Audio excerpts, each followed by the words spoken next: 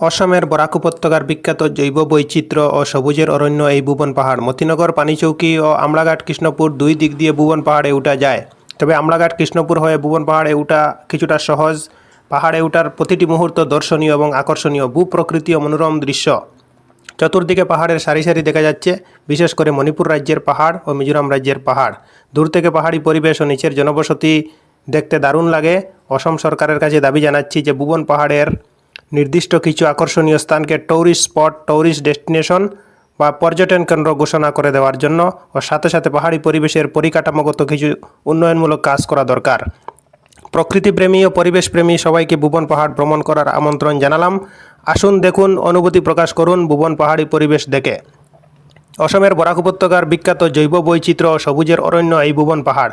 মতিনগর, পানিচৌকি ও আমলাঘাট কৃষ্ণপুর দুই দিক দিয়ে ভুবন পাহাড়ে উঠা যায়।